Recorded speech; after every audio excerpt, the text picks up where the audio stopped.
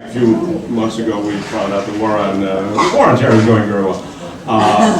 Every time the enemy spies on an American, we spy on an American. And to play devil's advocate here, we just want to stamp out the dreaded Quaker Al-Qaeda alliance.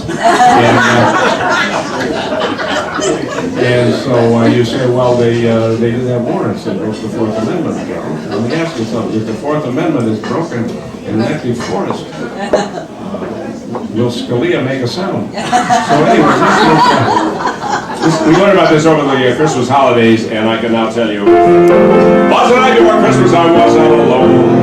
The spy dressed like Santa was tapping the phone. An NSA Santa was bugging my trip. The NSA, who needs the old KGB? Hey Santa, I cried, where's your warrant, old man? He said, take that warrant and shove it if you can. I'll go right, please, with shock and awe. In case you don't know, I'm above the law.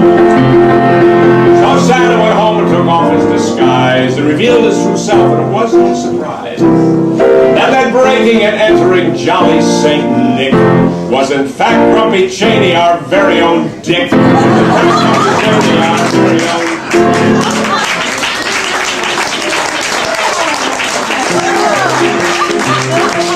Now this is a parody on an old Gilbert and Sullivan from the melody. Got to be 100 years old.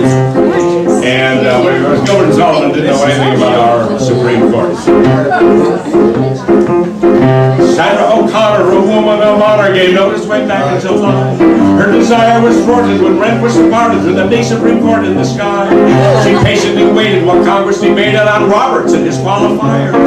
He was confirmed, conservatives squirmed over someone named Harriet Mier. She's the greatest at Bush, so let's give her a push on the court, she will be a redeemer. We hadn't heard praise like that's in the days of Brownie, the loser in FEMA. The right on Maloney, the woman's a crony on the law, she's done was a post. Well then we all knew when the whack wasn't through, for Harry and Marx would be toast. Bush said, you're right, it was my oversight, I was looking through rose-colored glasses. So avoiding a veto, we gave the Melito while kissing the right-winger's asses. Said Alita's opponent, he was a proponent of consent regarding his spouse. In Planned Parenthood case, he had sobered with fate, she forget that the spouse is the house. When the hearings were done and Alita went one for the liberals and people were squawking. So it's over, rejoice, except for one lonely voice. With himself, Joe Biden still talking.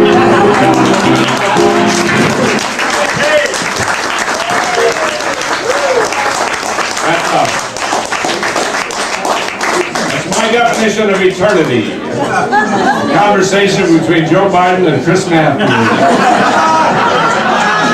I don't have a laptop, that's not what my lap's for. In my world, a mouse is what you set a trap for.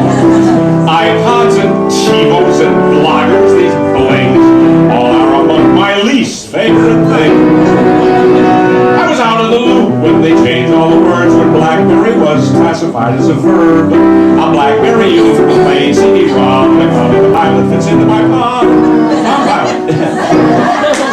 Up your Google, in your Yahoo, I can play no more.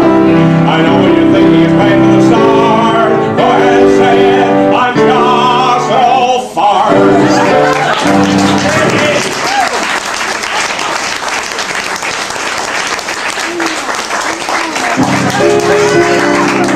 A blues song, everybody loves the blues.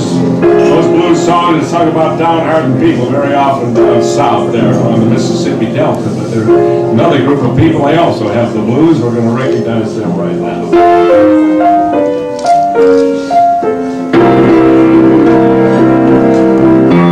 My Mercedes needs a tune-up.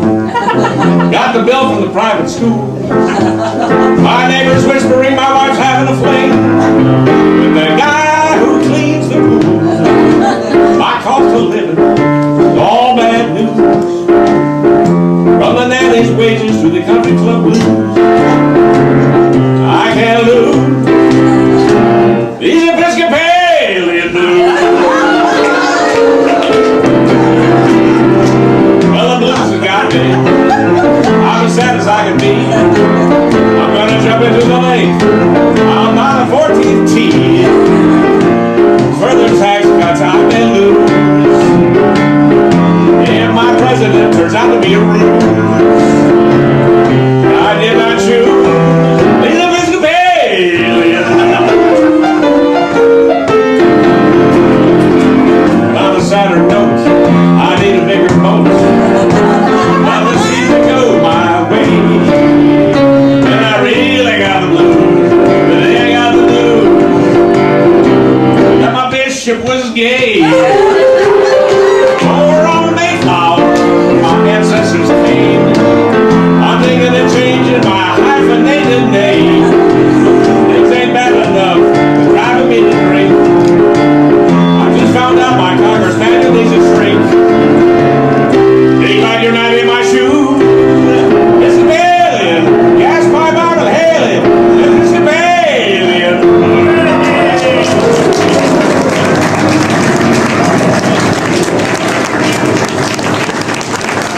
I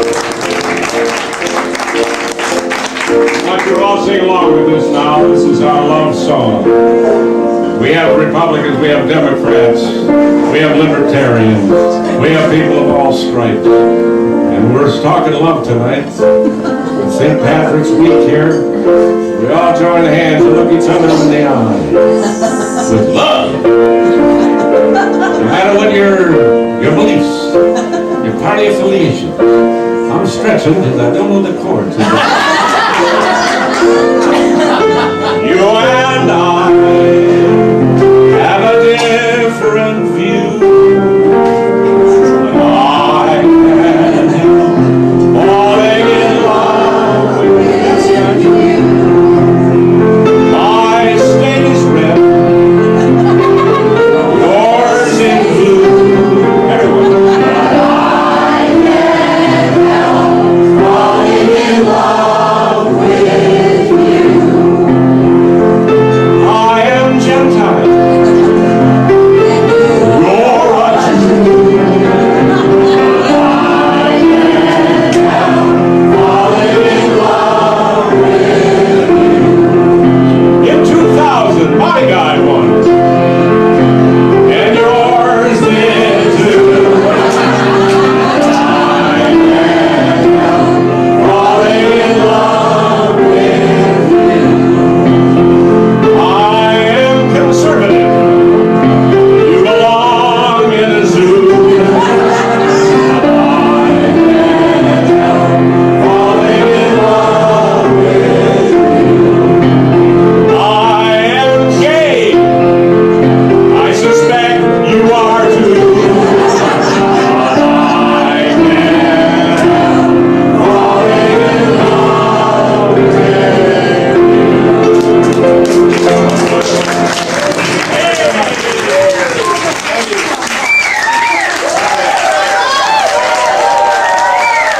One of the salesmen comes in, he says, I've got something you might be interested in. He said, it's very authentic. It's a piece of Joan of Arc's cape, the only thing that survived when she was burned at the stake. And it's authentic. He says, well, let me call my man Ferguson down, and he opens up a trap door on the floor, and he goes, Ferguson, will you come up here for a minute? So here comes this guy with Coca-Cola glasses, a gnome-like creature. Say, what is this? It's a piece of the cloak from Joan of Arc.